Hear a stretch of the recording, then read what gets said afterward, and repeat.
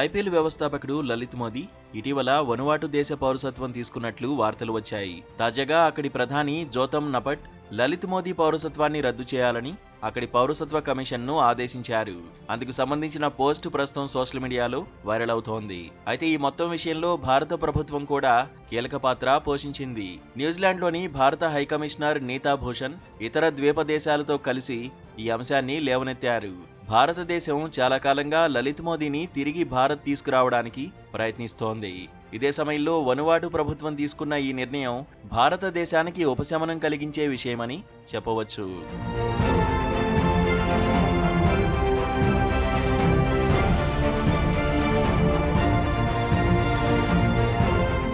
లలిత్ మోదీపై గతంలో అనేక అవినీతి, ఆర్థిక మోసాలు, మనీ లాండరింగ్ కేసుల్లో ఆరోపణలు ఉన్నాయి. వీటిపై ఈడీ దర్యాప్తు ప్రారంభించినప్పటి నుంచి లలిత్ దేశం విడిచి విదేశాలకు పరారయ్యాడు.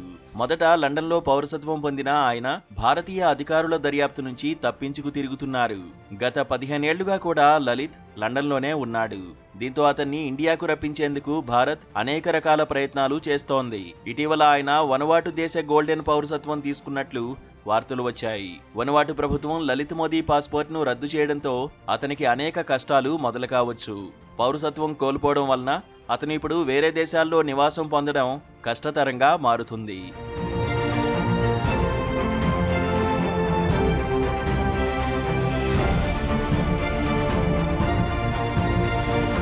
గతంలో విజయ్ మాల్యా, నీరవ్ మోదీ వంటి వ్యాపారవేత్తలపై కూడా భారత్ ఇదే విధమైన కఠిన చర్యలు తీసుకుంది.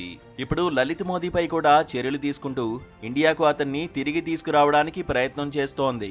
వనువాటు ఈ చర్య ద్వారా భారతదేశంతో సంబంధాలను మెరుగుపరుచుకోవడానికి కృషి చేయడంలో కీలక పాత్ర పోషించింది.